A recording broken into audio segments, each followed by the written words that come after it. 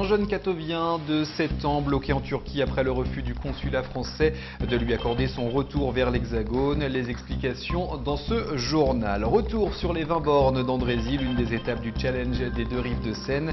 Une course comme son nom l'indique de plus de 20 km et qui a réuni dans le froid plus de 1900 coureurs. Et puis à la fin de ce journal, la Russie a l'honneur à Croissy-sur-Seine avec un hommage tout particulier à Tchekhov au programme de la danse, des peintures et du théâtre. La Russie a l'honneur cette année en France, à Croissy-sur-Seine. Tout était fait pour découvrir le plus vaste pays du monde ainsi que toute sa richesse culturelle. Regardez ce reportage de Caroline Potier et de Sophie Jaubert.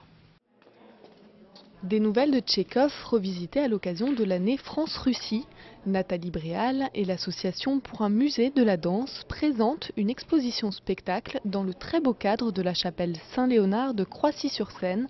La Russie, un pays cher au cœur de la comédienne. C'est toute une historique russe. Et puis quand j'étais petite, moi j'avais des amis russes, dont mon professeur de danse, tous mes professeurs de danse, et j'avais une boubka, comme on dit une boubka, une grand-mère qui avait pris son aile. Et j'ai une culture russe en fait.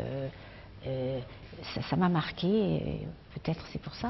Dans la chapelle, peintures, affiches et costumes retracent l'histoire des ballets russes.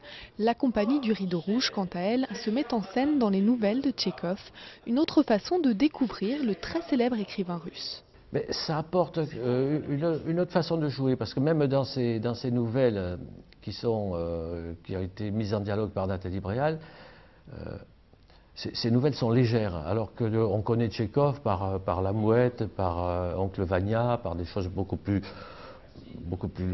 lourdes tout de même. Et ça, c'était intéressant à l'aborder de cette façon. Pendant cette année France-Russie, plus de 350 manifestations ont été organisées dans les deux pays. Elle sera clôturée le 8 décembre prochain, bien loin des Yvelines, puisque la cérémonie se passera à Moscou.